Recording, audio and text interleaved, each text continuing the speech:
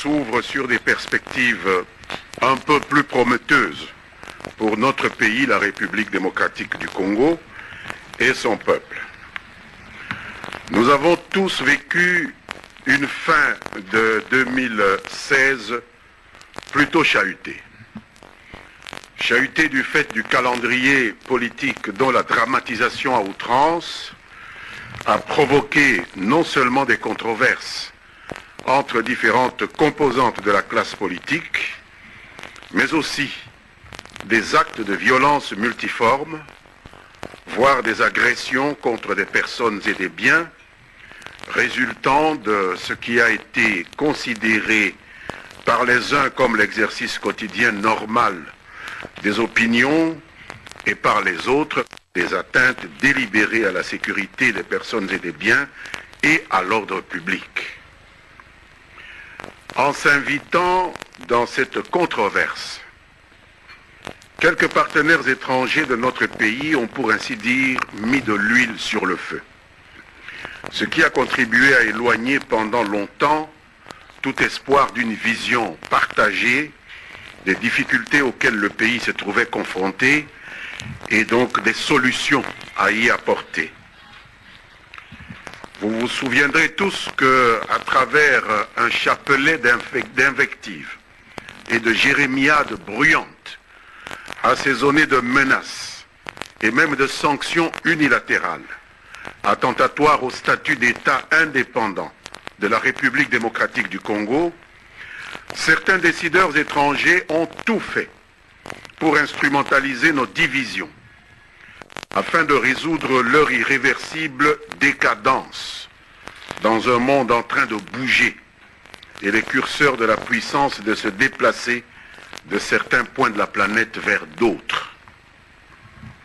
À l'évidence, une instabilité chronique de la République démocratique du Congo, ce don béni des dieux au cœur de l'Afrique, fait l'affaire de certains groupes d'intérêts englués dans des marécages financiers qui n'en finissent pas de s'enfoncer dans la récession. Comme vous le savez, au cours de la même nuit de samedi 31 décembre 2016, alors que les nuages de la discorde et de l'incompréhension s'accumulaient sur l'issue des récentes négociations entreprises à l'initiative du président de la République entre les signataires et les non-signataires d'un précédent accord politique conclu au mois d'octobre 2016 à la cité de l'Oyoa, à la surprise générale et presque en écho au message dans lequel le président exhortait à nouveau la classe politique congolaise à plus de responsabilités, un nouvel accord est intervenu entre les signataires et les non-signataires de l'accord du 18 octobre réunis au centre interdiocésain de Kinshasa, Gombe. Le gouvernement de la République se félicite de cet aboutissement heureux. Il loue les bons offices offerts sans relâche à la demande du chef de l'État par la conférence épiscopale de l'Église catholique, emmené par son président Monseigneur Marcel Outembi, archevêque de Kisangani et président de la SYNCO, et son vice-président Monseigneur Fridolin Ambongo, archevêque de Mbandaka Bikoro, ainsi que tous leurs collègues. L'exécutif national tient à les en remercier. À la suite de ce dénouement, que l'opinion publique habituée aux atermoiements des acteurs politiques congolais était loin d'attendre, le peuple congolais tout entier peut légitimement être fier de sa classe politique. Et c'est pour le gouvernement l'occasion de féliciter les responsables, tant de la majorité que de l'opposition, qui ont fait montre en cette circonstance particulière d'une maturité et d'un patriotisme exemplaires. La preuve est ainsi démontrée, mesdames, messieurs, que lorsque les Congolais se retrouvent entre eux pour débattre des questions de souveraineté de leur pays, hors des interférences et des ingérences étrangères, ils sont capables de se sublimer et de trouver des solutions idoines aux problèmes qui les assaillent. Mesdames, Messieurs de la presse, ce qui s'est passé au cours de la nuit de la Saint-Sylvestre au centre interdiocésain de Kinshasa est un acte de raison, un acte de responsabilité, posé par ceux qui conduisent ou qui aspirent à conduire le peuple de la République démocratique du Congo. C'est une attitude citoyenne qui n'était pas évidente de la part de certains qui nous avaient habitués ces dernières années à des choix questionnables et assumés, consistant à faire sous-traiter nos problèmes les plus intimes par des agents d'influence étrangers, pas toujours bien disposés à l'égard de nos intérêts nationaux. Des agents d'influence qui ont eu beau jeu de souffler sur les braises de la conflictualité entre Congolais au profit de leur convoitise sur nos richesses et nos potentialités. Il est un fait que l'incapacité des Congolais à gérer par eux-mêmes jusque-là les problèmes touchant à leur vivre ensemble a été souvent utilisée par des acteurs extérieurs, nostalgiques d'un passé révolu, pour tenter d'imposer des schémas aux antipodes des intérêts nationaux de la République démocratique du Congo. Leur dernière trouvaille a été de promouvoir de manière particulièrement agressive des formules anticonstitutionnelles de sortie de la crise, nées des difficultés à organiser les élections dans les délais constitutionnels. Il s'agissait, vous vous en doutez notamment, de mettre fin aux fonctions du président de la République, autrement que par l'élection de son successeur, ainsi que le prévoit expressis verbis la Constitution, en son article 70, deuxième alinéa. Cette propension à mépriser les règles et les normes en vigueur dans notre pays est devenue un véritable attribut culturel depuis que dans un passé pas si lointain, les officines étrangères étaient parvenues à neutraliser et à assassiner dans des circonstances quasi similaires deux dirigeants congolais parmi les plus mérités. J'ai cité Patrice Emery Lumumba et Mzee Laurent Désiré Kabila, d'heureuse mémoire, coupables l'un comme l'autre d'avoir simplement refusé de transiger sur les intérêts légitimes de notre peuple. C'est donc avec la prudence du chat échaudé, qui est fondée à craindre même l'eau froide, que nous, Congolais, devons considérer les prestations, ou devrais-je dire, l'agitation de l'administration démocrate sortante aux États-Unis d'Amérique et de ses relais en Amérique, en Europe, au sujet de notre pays en République démocratique du Congo. L'impérialisme, mesdames, messieurs de la presse, comme l'enfer, est toujours pavé de bonnes intentions et de justifications très rationnelles. Avant-hier, c'était la mission civilisatrice sous nos tropiques ténébreuses. Hier, c'était la lutte contre le communisme hideux. Aujourd'hui, c'est la défense vertueuse des droits de l'homme et de la démocratie, ou plutôt devrais-je dire, de la vitesse de la démocratisation de nos institutions, jugées trop lentes au goût de ces drôles de bienfaiteurs. Les arguments ne manquent jamais pour ceux dont l'objectif, en définitive, est de mettre ce pays qui est le nôtre sous coupe réglée. Mesdames, Messieurs de la presse, sous le fallacieux prétexte d'un amour débordant pour les Congolais, qu'ils prétendent aider à consolider leur jeune démocratie, des étrangers philanthropes autoproclamés ont tenté au cours de ces derniers mois, avec une incroyable audace, de jouer un remake de ces tragédies dont notre peuple porte toujours les stigmates enfouis au plus profond de sa mémoire collective.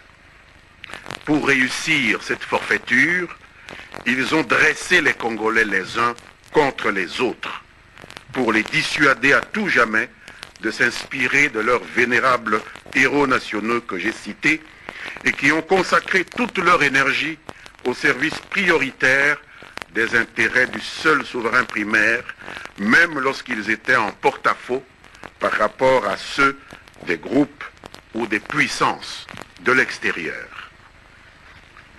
La froide détermination du président Joseph Kabila et la perspicacité des évêques de la Conférence épiscopale nationale du Congo, associés au courage de tous ses compatriotes, majorité comme opposition, qui campaient il y a encore quelques jours sur des positions extrêmes les uns par rapport aux autres, nous offrent une opportunité historique de nous ressaisir. Les contacts directs du centre interdiocésain de Kinshasa entre signataires et non-signataires de l'accord de la Cité de l'Union africaine, réunis par la Conférence épiscopale nationale du Congo, ont finalement accouché d'un accord politique qui a le mérite d'élargir de manière significative le consensus du 18 octobre afin de baliser le chemin à parcourir ensemble pour l'organisation effective du processus électoral qui a pris du retard pour diverses raisons. Selon les conclusions de leurs échanges directs, ce balisage passe d'une part par un strict respect de la Constitution de la République en ce qui concerne le fonctionnement des institutions à mandat électif pendant la période préélectorale et électorale. Par institution à mandat électif, il faut entendre le président de la République, l'Assemblée nationale, le Sénat, les assemblées provinciales, ainsi que les gouverneurs et vice-gouverneurs de nos provinces. En ce qui concerne leur fonctionnement, les parties prenantes aux négociations du centre interdiocésain ont convenu de s'en tenir au strict respect des dispositions constitutionnelles. Il est donc impropre d'affirmer, comme je l'entends sur certains médias, aussi bien nationaux qu'étrangers, que ce sont les négociateurs qui ont autorisé, le mot a été dit, le président Kabila à rester au pouvoir jusqu'à fin 2017. C'est une fausse information. Ce qui a été convenu, c'est d'appliquer de manière stricte le prescrit de la Constitution, en vertu duquel le président de la République ainsi que les membres des chambres législatives nationales, ceux des assemblées provinciales et mutatis mutandis, les gouverneurs et vice-gouverneurs qui en sont l'émanation, restent en fonction jusqu'à l'installation des animateurs issus d'élections futures. Si donc quelqu'un a pu autoriser ces institutions et leurs animateurs à demeurer en fonction, ce ne sont pas les négociateurs, mais bien le souverain primaire, le peuple congolais, à travers le référendum intervenu il y a plus d'une décennie. Mesdames, Messieurs de la presse, pour ce qui est des institutions à mandat non électif, comme le gouvernement central, l'option d'une gestion partagée de ces institutions pendant la période préélectorale et électorale, telle que décidée à la Cité de l'Union africaine, a été maintenue, voire renforcée par les parties prenantes aux discussions du centre interdiocésain de Kinshasa comme une voie logique de sagesse et d'équité. Il convient de noter que la période préélectorale et électorale, que l'on appelle improprement période de transition, n'est autre que la période entre la fin du mandat du président de la République et la tenue effective des élections. Il a été en outre décidé d'instituer par une loi organique à prendre par notre Parlement un Conseil national de suivi de l'accord qui aura la tâche d'évaluer avec les institutions compétentes la mise en œuvre des résolutions prises lors de ces contacts directs du centre interdiocésain de Kinshasa.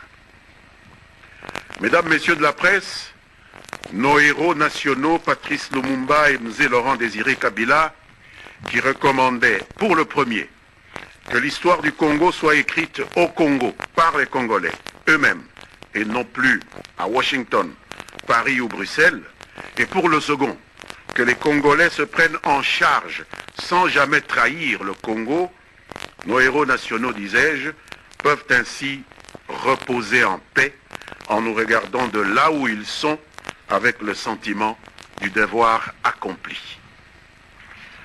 À présent que sont aplanis ces problèmes pour lesquels des parrains autoproclamés s'immisçaient sans cesse avec une arrogance indécente dans les affaires domestiques de la République démocratique du Congo, nous espérons voir leur fébrilité de mauvaise aloi se transformer désormais en un accompagnement amical et désintéressé pour nous permettre d'atteindre dans les meilleurs délais le seul objectif qui vaille, l'organisation des élections crédibles et pacifiques à bonne date.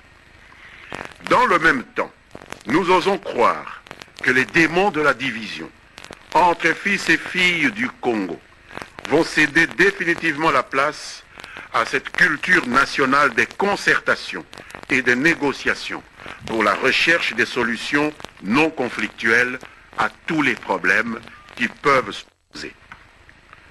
Nul besoin désormais pour les Congolais de se déchirer, de s'entretuer, de s'abîmer dans des violences suicidaires pour des querelles d'ordre politique ou institutionnel.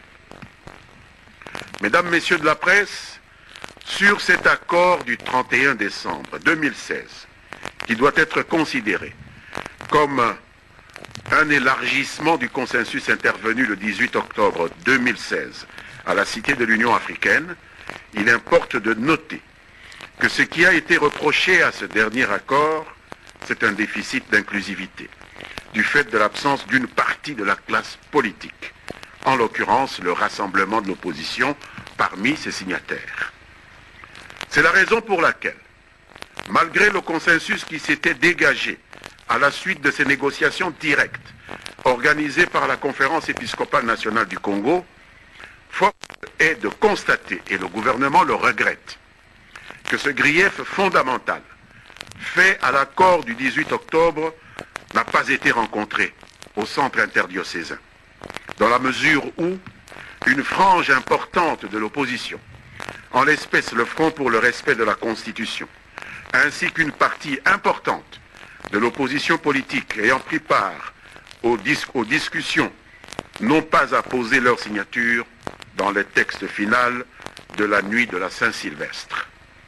Il demeure donc un sérieux problème d'inclusivité de l'accord du 31 décembre. Ceci démontre d'une part que les problèmes d'une nation ne sont pas toujours conjoncturels ou individuels. Ils sont permanents, ils sont collectifs. L'accord conclu et ainsi signé ne règle donc tous les problèmes de fond. Le travail n'est pas achevé, loin s'en faut. Dès lors, la dernière étape pour les institutions et organes chargés du suivi et de la mise en œuvre de cet accord issu des négociations directes entre Congolais consistera avant toute chose à rechercher par tous les moyens la solution à ce problème d'inclusivité par un effort constant en direction des forces politiques absentes ou non signataires de l'accord du 31 décembre. Ce besoin d'approfondir l'inclusivité est incontournable au risque de déplacer simplement le problème, de déshabiller Saint-Pierre pour habiller Saint-Paul, comme l'on dit. La gestion de cette question d'absence d'inclusivité de l'accord du 31 décembre 2016 est capitale et urgente dans la perspective de la, en particulier immédiat attendu entre forces politiques pour la mise en œuvre de certaines dispositions importantes de l'accord du 31 décembre.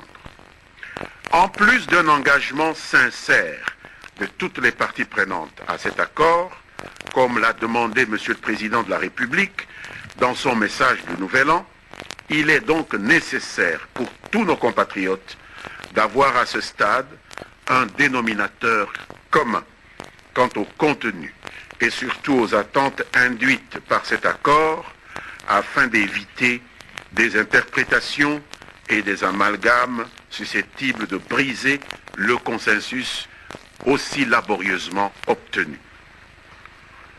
Au chapitre de la décrispation du climat politique, il s'y est de rappeler que depuis la conclusion de l'accord global inclusif de la Cité de l'Union africaine le 18 octobre 2006, le gouvernement, à travers le ministre de la Justice, avait résolu de faire injonction au parquet pour prendre en compte la nécessité de décrisper le climat politique par l'examen, toutes affaires cessantes, d'un certain nombre de dossiers concernant des personnes présumées prisonniers politiques ou d'opinion, selon nos interlocuteurs de l'opposition politique, ou de personnes présentées comme ayant bénéficié d'une loi d'amnistie, mais qui seraient toujours gardées en détention. Il faut rappeler que depuis l'accord du 18 octobre de la Cité de l'Union africaine, plusieurs personnes ont pu être relaxées sur cette base. La spécificité de l'accord politique du 31 décembre 2016 à cet égard demeure peut-être la stratification par les délégués du Rassemblement, groupe de 7 compatriotes congolais qui ont été considérés par eux comme des cas emblématiques et dont la libération leur paraîtrait significative d'une réelle volonté de décrispation de la part du pouvoir en place. Pour des raisons de convivialité, il a fallu s'accommoder, non sans quelque gêne, de ce néologisme inégalitaire de cas emblématiques, au milieu du grand nombre de compatriotes qui, pour une raison ou une autre, se trouvent derrière les barreaux ou sont en délicatesse avec la justice de leur pays. Une commission ad hoc de hauts magistrats a été instituée par le parquet général de la République à la demande du ministre de la Justice pour examiner rapidement les 7 cas en question. Cette commission était apparue à tous comme la seule voie possible pour ne pas énerver l'indépendance du pouvoir judiciaire proclamée par la Constitution congolaise. Elle a travaillé sans désemparer et est parvenue en quelques jours à donner une suite satisfaisante aux requêtes du Rassemblement pour 4 cas sur les 7. Ainsi, les poursuites contre M. Roger Lumbala pour participation à une insurrection armée, le M23, ont été abandonnées. Il en est de même pour M. Antipas Mbusa Nyamwisi, poursuivi pour des faits similaires. Ils peuvent donc revenir librement en République démocratique du Congo en vertu de cette décision du parquet. C'est aussi le cas de M. Floribert Anzoulouni, en fuite à l'étranger. Quant à M. Moïse Monidela, incarcéré après avoir été convaincu d'actes de rébellion et d'incitation à la violence, il bénéficiera également d'une mesure d'abandon de poursuite judiciaire. Parmi les 3 autres cas dits emblématiques, celui de M. Diomin Dongala, condamné pour viol sur mineur, a posé un problème de conscience dans un pays comme la République démocratique du Congo, régulièrement présenté par des détracteurs comme la capitale mondiale du viol. La politique criminelle du gouvernement, élaborée de commun accord avec le chef de l'État, étant la tolérance zéro à l'égard des auteurs des faits de violence sexuelle, il est malaisé de banaliser un tel crime imprescriptible, au motif que son auteur serait proche de nos amis du Rassemblement. Je voudrais signaler une ironie de l'histoire qui veut que les filles mineures victimes de ce compatriote politicien avaient notamment bénéficié de l'assistance judiciaire d'avocats aujourd'hui membre du Rassemblement, M. Francis Kalombo. La commission des hauts magistrats n'a pas donc cru devoir rouvrir ce dossier. Les évêques de la Conférence épiscopale nationale du Congo l'ont bien compris et décidé de prendre les contacts eux-mêmes auprès des autorités compétentes. Ils ont été informés de l'attente, par ailleurs, d'un grand nombre de personnes, civiles comme militaires, lourdement condamnées pour les mêmes faits, à faire jouer le principe de l'égalité de tous les Congolais devant les services de l'État, en exigeant d'être à leur tour relaxés dès lors qu'une réponse positive serait réservée à cette requête du Rassemblement en faveur de M. Diomi. Vous voyez donc toute la sensibilité de la question. Enfin, sur ce chapitre, la commission ad hoc des hauts magistrats sera saisie des 2 dossiers restants relatifs à messieurs Moïse Katumbi et Jean-Claude Mouyambo, condamnés et ou poursuivis pour faits d'escroquerie et de spoliation de biens privés et pour atteinte à la sécurité de l'État, à la suite d'une démarche du Rassemblement de l'opposition qui a préféré en l'espèce demander pour les 2 l'entregent des évêques de la Cinco, étant donné que la majorité présidentielle n'a pas souhaité être associée à cette démarche auprès de l'épiscopat. Toujours dans ce chapitre de la décrispation, il a été décidé, en ce qui concerne le secteur des médias, la réouverture par le ministre ayant en charge ce secteur dans les 2 premières semaines du mois de janvier de tous les médias fermés à la suite de mesures administratives conservatoires et ne faisant pas l'objet d'une procédure judiciaire, et ce, moyennant l'engagement, le cas échéant, de leurs animateurs ou promoteurs de se conformer aux lois qui régissent le secteur. Il convient de souligner, pour être complet sur ce sujet, que les parties prenantes ont évoqué la question des interférences extérieures sous forme de sanctions ciblées, prises à l'emporte-pièce, de manière unilatérale, par certains partenaires traditionnels de notre pays à l'encontre de quelques officiels congolais. Les parties prenantes à ces contacts directs de la Cinco ont, à ce sujet, pris la résolution d'appeler le gouvernement de la République démocratique du Congo à entreprendre des démarches en vue d'obtenir la levée des dites sanctions ciblées au regard de leur caractère contre-productif. Je vous remercie et je me mets à votre disposition pour des questions de clarification.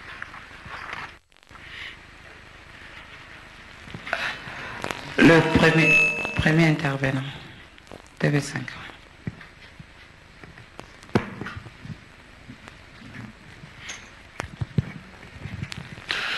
Merci beaucoup, Blaise Vassamboli, TV5. Monsieur le ministre, samedi soir au centre interdiocésain, à la signature de l'accord, la majorité présidentielle disait qu'il signait l'accord sous réserve.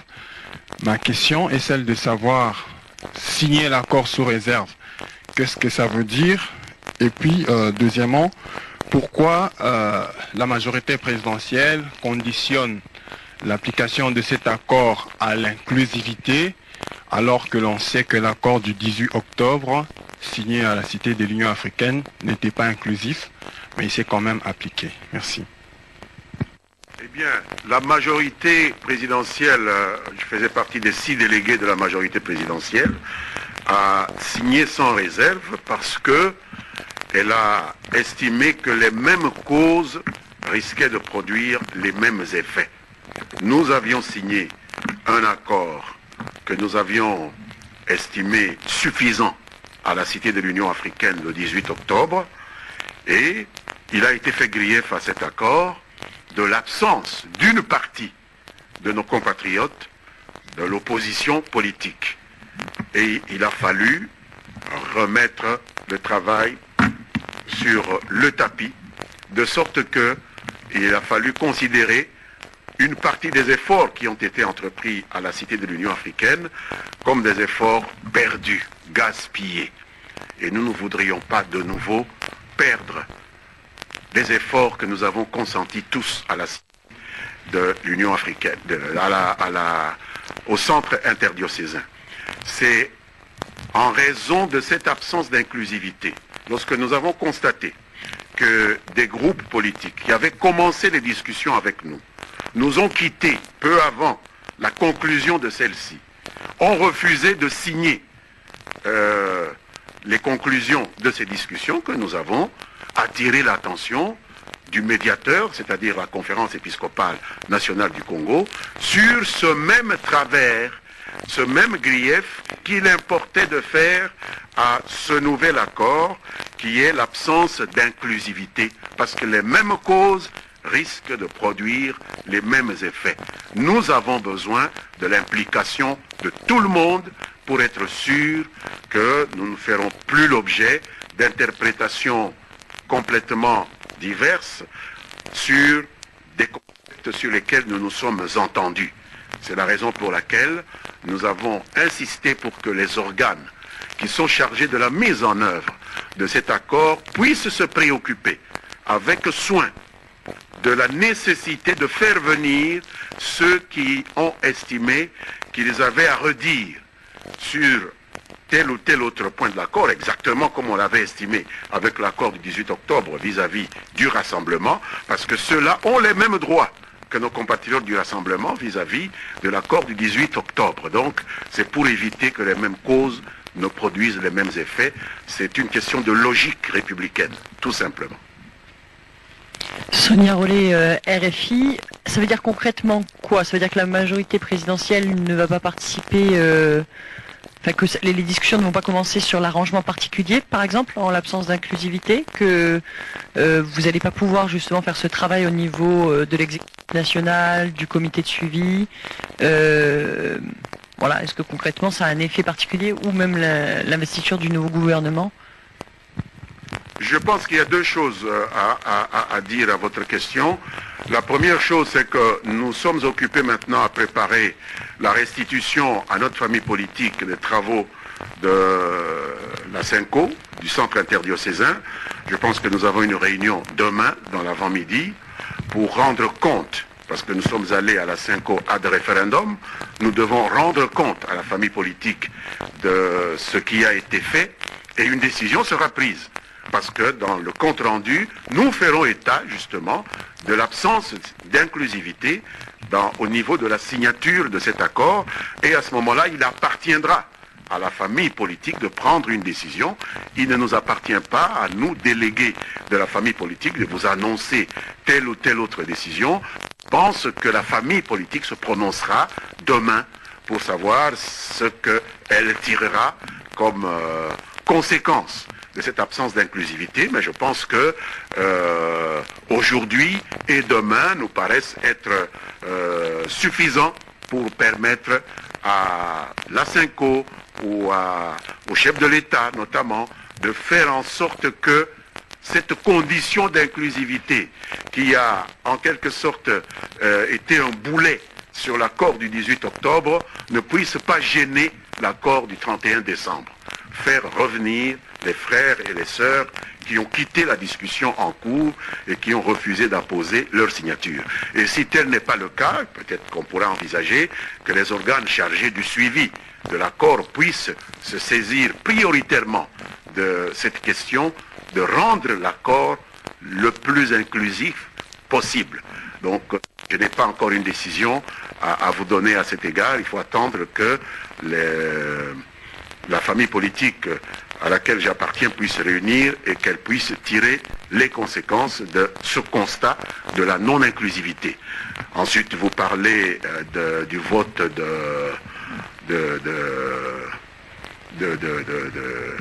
du gouvernement à l'Assemblée nationale, de l'investiture du gouvernement. Vous allez un peu vite en besogne. Nous devons d'abord négocier un arrangement particulier. Je pense que cette semaine, c'est à cela que nous devrions consacrer le temps. Et donc le moment viendra, lorsque l'arrangement particulier sera là, de voir si, au regard de l'arrangement particulier, nous considérons que le gouvernement qui sera présenté à l'Assemblée nationale mérite l'appui de notre groupe parlementaire ou pas. Mais jusqu'à présent, nous n'avons même pas encore négocié ou commencé à négocier l'arrangement particulier entre duquel cette décision que nous avons prise de confier le gouvernement ou la tête du gouvernement à tel ou tel autre groupe va devoir être mise en musique. Donc ça, c'est un peu prématuré comme question. Innocent Lenga, Radio Capi. Monsieur le ministre, je ne suis pas sur l'accord, sur autre chose. La chaîne CCTV, le signal est coupé il y a 14 jours pratiquement, sans que les responsables et les journalistes de cette chaîne en sachent la cause. Voudrez-vous bien nous dire pourquoi le signal de CCTV est coupé? Et puis il y a aussi un politicien, M. Frédéric Boyenga, président de l'UNIR, qui a été arrêté depuis le 18 novembre dernier. Et c'est pour quelles raisons? Merci. S'agissant de CCTV, j'ai été approché par M. Kitoutou, qui est le responsable de cette chaîne, et j'ai eu à lui expliquer qu'en fonction de la loi qui est en vigueur dans le pays, le ministère de la Communication et des Médias n'est pas seul compétent en ce qui concerne des mesures conservatoires à prendre vis-à-vis d'une chaîne ou d'un établissement audiovisuel. Les autorités administratives locales ont aussi cette compétence. Dans la mesure où ce n'est pas un arrêté de mon ministère qui a pris la décision de fermer CCTV, je lui ai recommandé de s'adresser à l'autorité provinciale du lieu, c'est-à-dire de Kinshasa, pour savoir pourquoi cette décision a été prise. La loi donne aussi bien au ministre du gouvernement central qu'au gouvernement provincial des pouvoirs en rapport avec le fonctionnement des entreprises audiovisuelles en ce qui concerne des mesures conservatoires d'ordre public ou de sécurité. Mais je viens de vous annoncer que, en fonction de l'accord que nous avons signé à la Cinco, toutes les chaînes qui ont été fermées par mesure administrative, et je pense que c'est le cas, à moins qu'il y ait eu une ouverture d'un dossier judiciaire contre CCTV, mais s'il n'y a pas eu une ouverture d'action judiciaire, seront rouvertes dans les 2 premières semaines de janvier. Donc je ne saurais pas vous dire pourquoi ça a été fermé, mais si ça a été fermé par mesure conservatoire d'une autorité administrative locale, ça sera ouvert dans les 2 semaines. Nous allons examiner cela. En ce qui concerne l'arrestation d'un politicien, je voudrais vraiment vous dire que le gouvernement n'a pas pour rôle d'arrêter des gens. Ce n'est pas le gouvernement qui arrête des gens. Il y a une police, il y a un parquet, c'est l'autorité judiciaire qui procède aux interpellations, aux arrestations. Je vous recommande de vous adresser à ce que les Anglais appellent arresting officer, qui l'a arrêté. Vous trouverez qu'il y a sûrement un officier de police ou un magistrat, adressez-vous à lui. Le gouvernement n'est pas un auxiliaire du magistrat pour vous donner des explications pourquoi M. Boyenga a été arrêté. S'il a été arrêté, c'est qu'il a des problèmes avec la justice. Il a sûrement un avocat qui sait qui l'a arrêté et c'est à cette autorité qui a arrêté M. Boyenga à vous donner des explications pourquoi il a été arrêté, pas au gouvernement. Cela ne relève pas du tout du gouvernement parce que le gouvernement n'arrête pas des gens dans notre ordre judiciaire. J'ai 2 petites préoccupations. La première, je reviens à la signature sous réserve par la majorité présidentielle de l'accord issu des négociations directes à la Cenco. Lorsque vous signez sous réserve, est-ce que ça ne va pas ouvrir la boîte de Pandore, d'autant plus que ceux qui ont signé, c'est-à-dire vos collègues de l'opposition, peuvent aussi dire que nous acceptons que le chef d'État reste en fonction sous réserve de l'application de l'accord.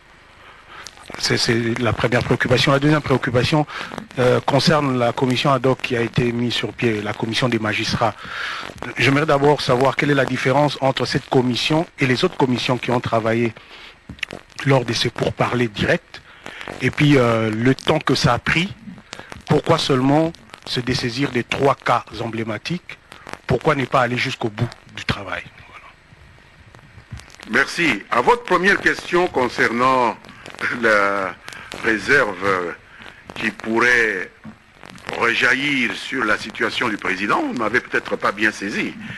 Je vous ai bien expliqué que le président de la République, c'est-à-dire les institutions à caractère électif, le président, l'Assemblée nationale, le Sénat, les assemblées provinciales, les gouverneurs et les vice-gouverneurs, restent en fonction jusqu'à l'élection des institutions ou des animateurs d'institutions homologues. Pas par la volonté des négociateurs, mais par la volonté du constituant. C'est la Constitution qui en a décidé ainsi. Alors, votre préoccupation, je l'ai entendu aussi chez d'autres, parce qu'on a vite fait de persifler ici en RDC, le président sous réserve, etc., aurait été vrai si le président était resté en fonction de par la volonté de ceux qui négociaient. Non, ce n'est pas la volonté de ceux qui négocient. Ils ont simplement lu la Constitution. En son article 70, alinéa 2, le président de la République en exercice reste en fonction jusqu'à l'élection du président de la République, jusqu'à l'installation du président de la République élu. Lorsqu'une telle disposition est mise dans une Constitution, c'est suffisamment clair. Donc il n'y a personne qui peut venir dire c'est grâce à moi que le président a été autorisé à rester en fonction. Non, c'est la Constitution qui le décide. On a lu la Constitution, on n'a pas décidé. On a lu la Constitution et on a constaté que la Constitution refusait l'idée d'un vide juridique aussi bien à la tête de l'État que dans les assemblées législatives à caractère national, que dans l'Assemblée provinciale, que à la tête des provinces. Donc, aussi bien le président que les autres élus restent en fonction jusqu'à ce qu'on aura élu les autres. Donc, je ne vois pas le lien entre le fait que nous ayons émis des réserves et le statut du président comme président qui reste en fonction de par la volonté de la Constitution. C'est aussi simple que cela. Alors, votre deuxième question concernant les raisons pour lesquelles la commission des hauts magistrats n'a pas pu trouver des conclusions. Vous avez dit 3 cas, non, 2 cas. Ils ont conclu sur les autres cas, puisque le cas de M. Diomi, ils ont dit qu'ils ne pouvaient pas se saisir de ce cas-là. Il restait 2 cas, le cas de M. Katumbi et le cas de M. Muyambo.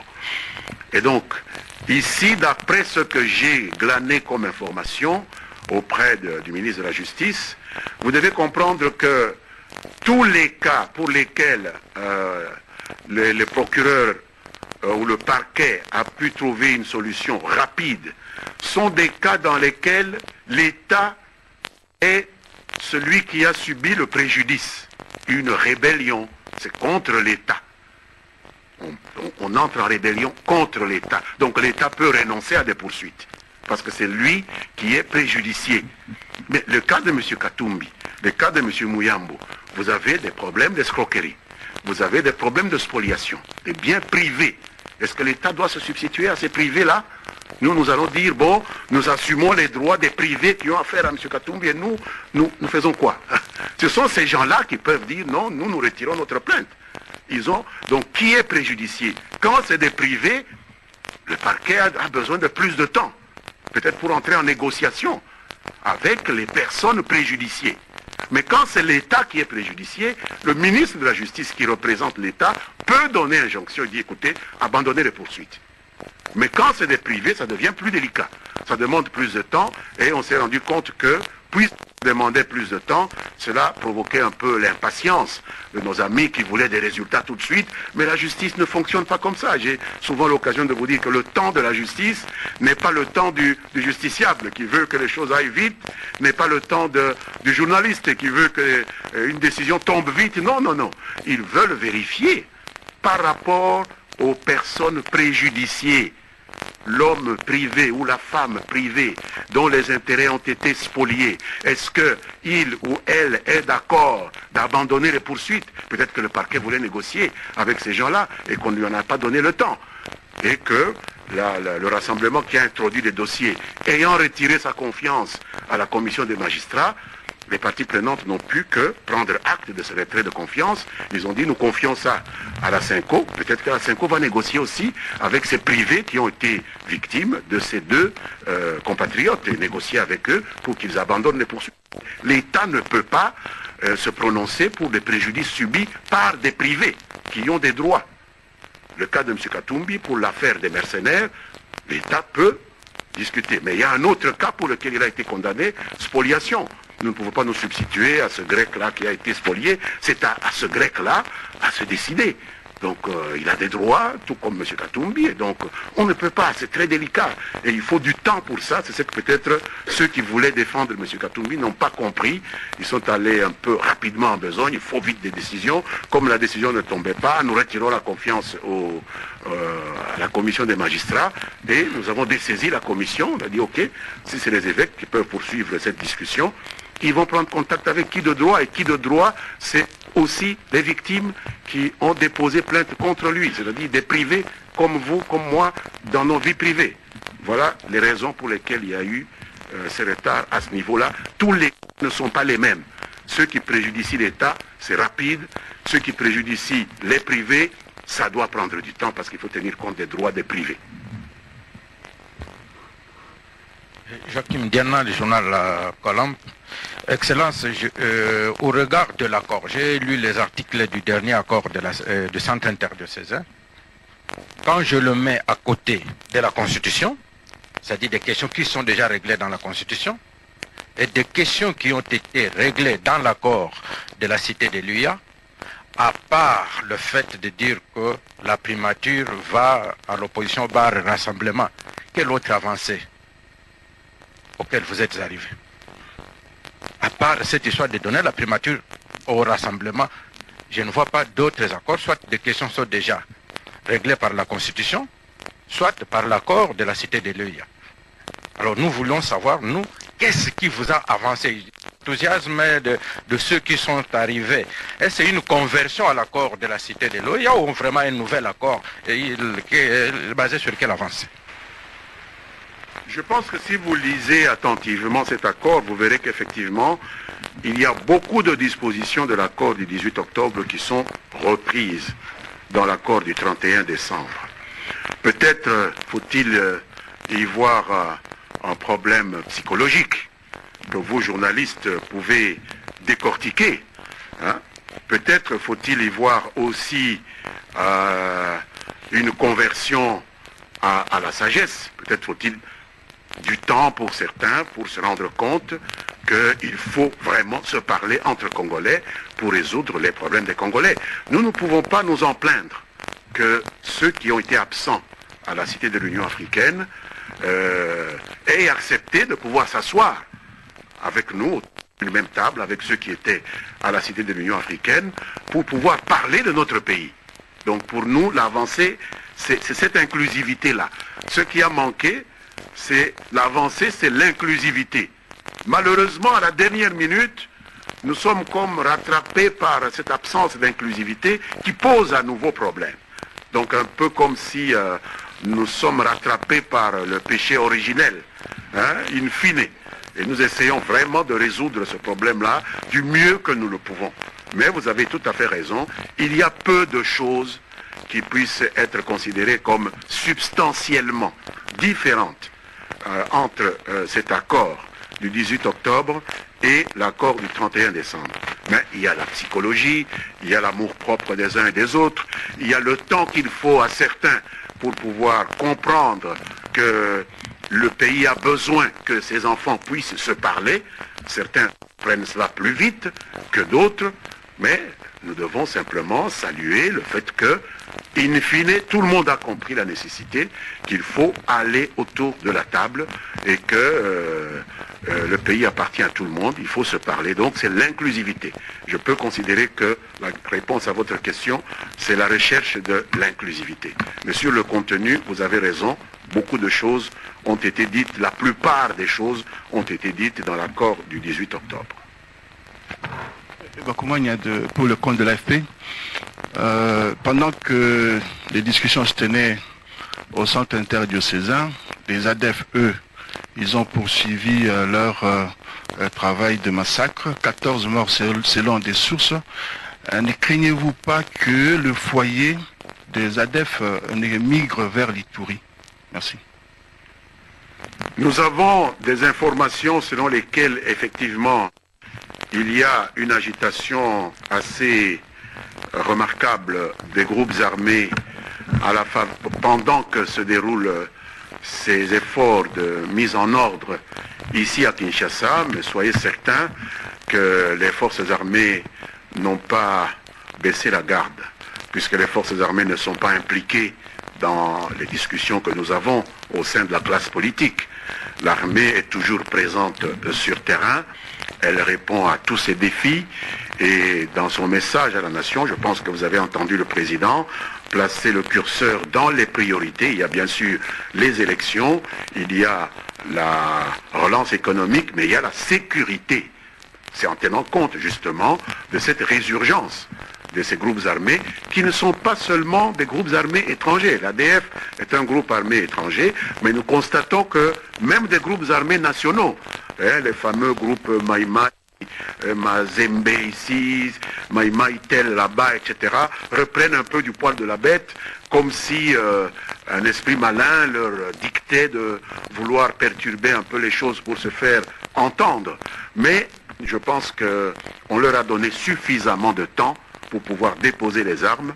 Maintenant, les forces armées ont reçu l'ordre de pouvoir les ramener à de meilleures dispositions. Et donc, sans vous donner tous les détails, je crois qu'ils ne réussiront pas à se constituer un sanctuaire en Ituri.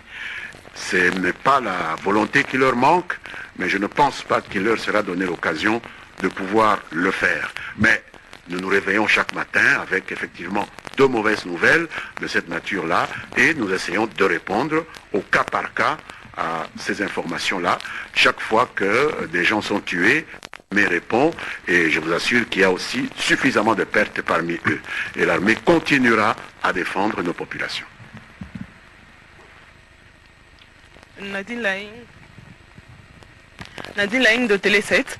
Monsieur le ministre, pourquoi l'inclusivité de cet accord doit poser un sérieux problème quand on sait que celui de la Cité de l'Union africaine n'était pas aussi inclusif, mais il s'applique aujourd'hui?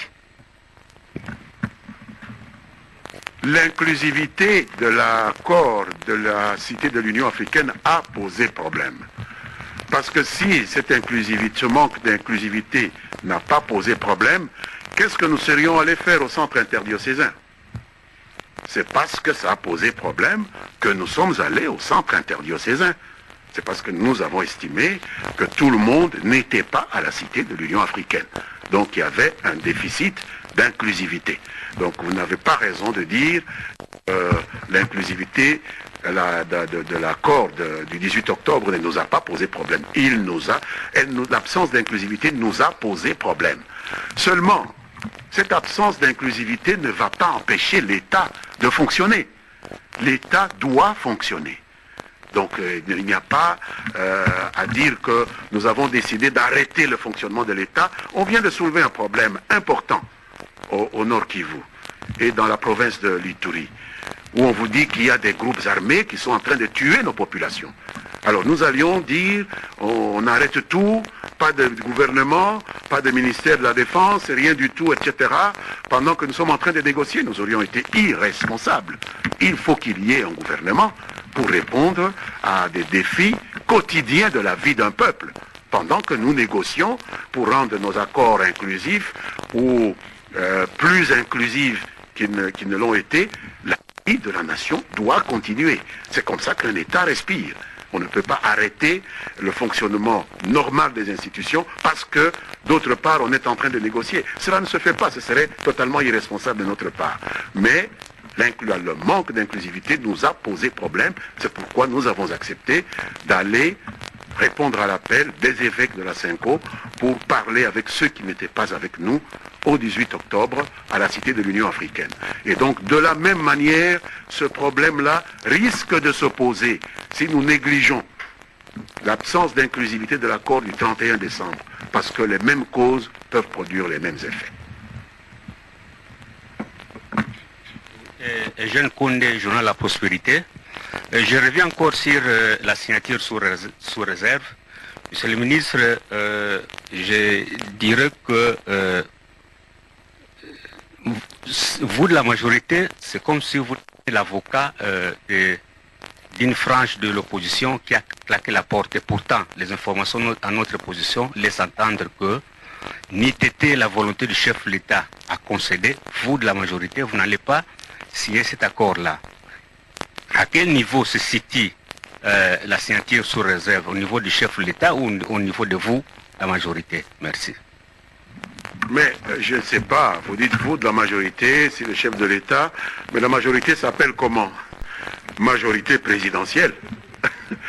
Même si, en tant que chef de l'État, il a des responsabilités régaliennes qui sont peut-être moins de politique que politicienne, mais en même temps, le principal animateur de la majorité, le principal responsable de la majorité, c'est le président. Donc, que nous agissions sur les instructions de celui qui est notre chef de file, notre autorité morale, n'est pas un problème. Je ne sais pas si vous avez un problème avec ça. Nous n'avons aucun problème.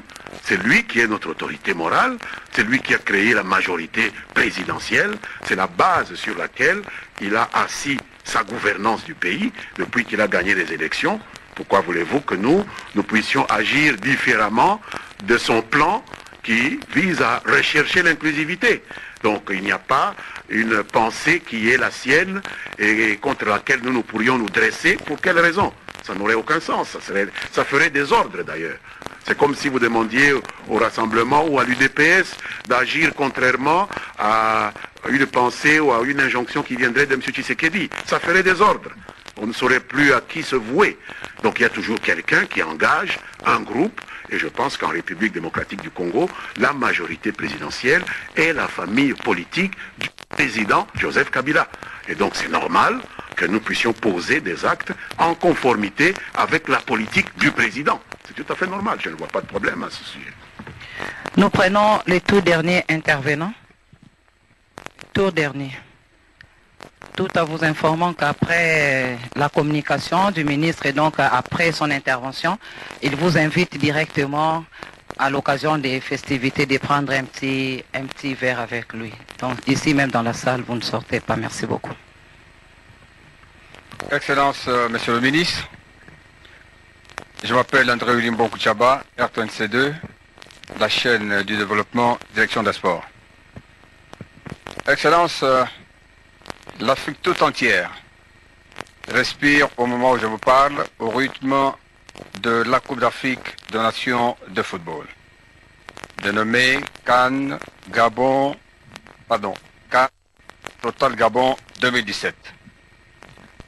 Et pour cette compétition, l'histoire me renseigne que le premier de tous les sportifs congolais, j'ai cité le président de la République, chef de l'État, s'est toujours impliqué sensiblement.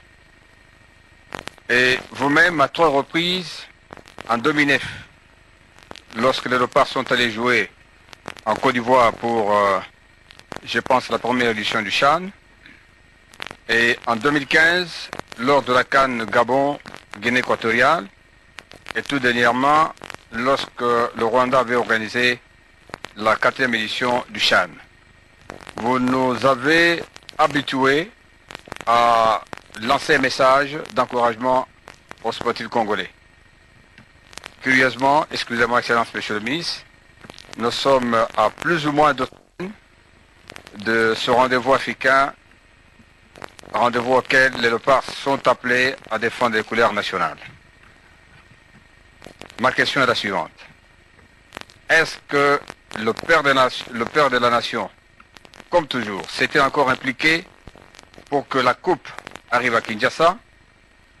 Et quel peut être encore le message du gouvernement à travers votre autorité, un message à l'endroit du peuple sportif du Congo, comme vous l'avez toujours fait, un message qui nous met un message d'encouragement et qui nous amène toujours à voir ces Léopards briller jusqu'à la victoire finale.